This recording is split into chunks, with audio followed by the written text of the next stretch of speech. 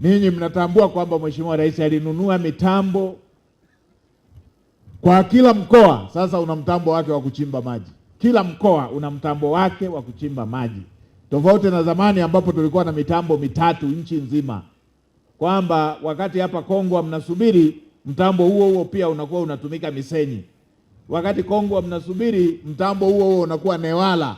Sasa hivi kila mkoa una mtambo wake wa kuchimba maji. Kwa hatua inayofuata ni kutenga bajeti za kununua vifaa vile vya kuunganishia maji baada ya kuchimba visima na kutekeleza miradi mikubwa ili kuweza kuhakikisha wananchi wanapata maji.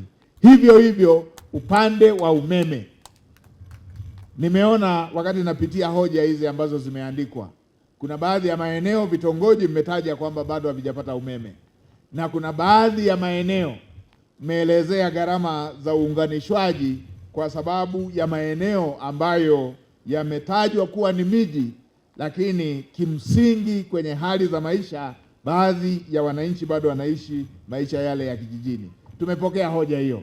Najua maeneo hayo ni pamoja na miji midogo pamoja na maeneo mengine ambayo hawatumii utaratibu wa vijiji bali wanatumia taratibu za miji, na kwenye miji taratibu zake zinatambulika kama mitaa ambayo huwa iko mijini, lakini katika baadhi ya miji kimsingi maisha ya watu wetu ni maisha ya vijijini. Tumepokea hili, tutakaa na sekta ili tuweze kufanya uamuzi, wananchi wetu muweze kumudu maisha, na hasa hili jambo la kuunganisha umeme.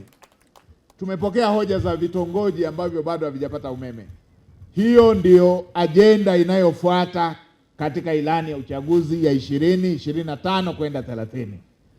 Ilani zilizopita tulikuwa tunaongelea kuunganisha umeme kwenye makao makuu ya wilaya.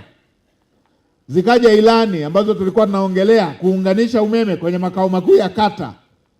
Ilani iliyopita tulikuwa tunaongelea kuunganisha umeme kwenye kila kijiji. Sasa vijiji vyote vimeshapata umeme.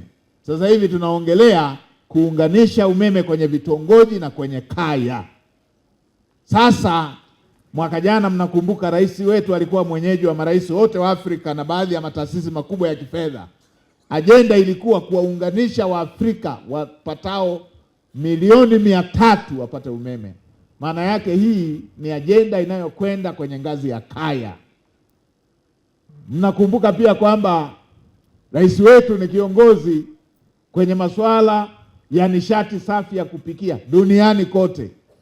Nishati safi ya kupikia ni pamoja na kuwa na nishati ya umeme katika majumba yetu. Kwa hiyo hizi hoja zote tumezipokea.